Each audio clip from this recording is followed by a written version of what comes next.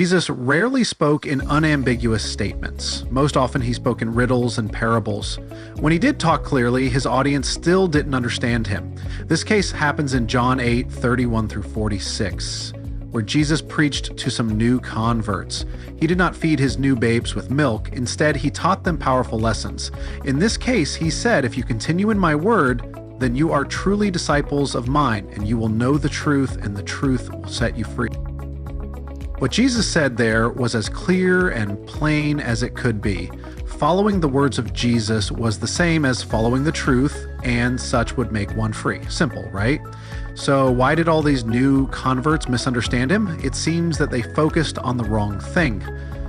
Jesus was speaking of obedience to him and his word, and all they heard was that, for some reason, Jesus thought they were slaves. They needed to be set free.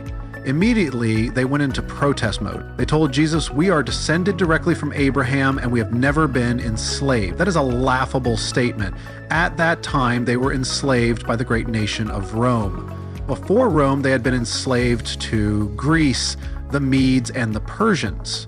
But somehow, they had forgotten that. Jesus makes another attempt to get them to see the absolute truth. He says, "Truly, truly, I say to you, everyone who commits sin is the slave of sin."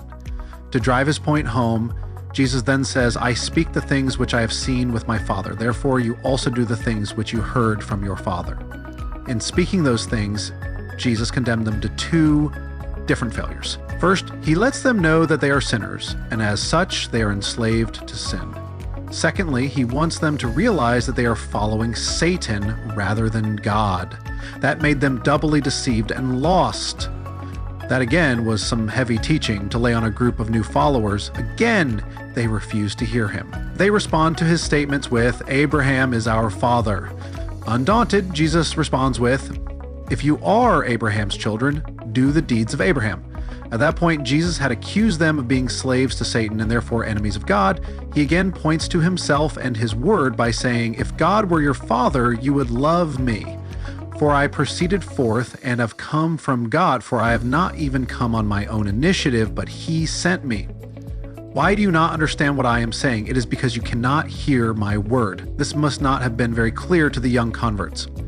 It is as if Jesus wants these new converts to turn against him. It is almost as if he is provoking them.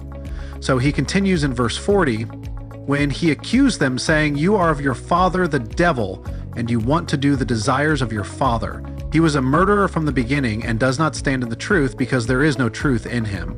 Whenever he speaks a lie, he speaks from his own nature, for he is a liar and the father of lies. But because I speak the truth, you do not believe me." What Jesus had done was to attempt to convince them of the truth. The fact was that they were not genuinely converted to Jesus. They were play acting and ignoring the absolute truth.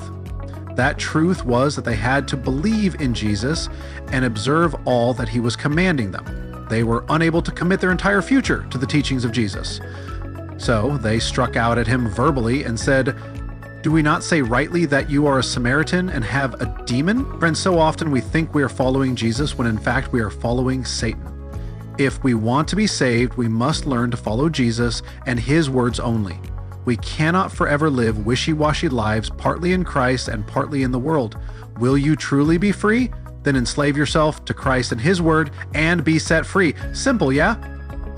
Well, maybe not simple, but certainly doable. Seek Christ and forsake Satan, and you can be truly set free.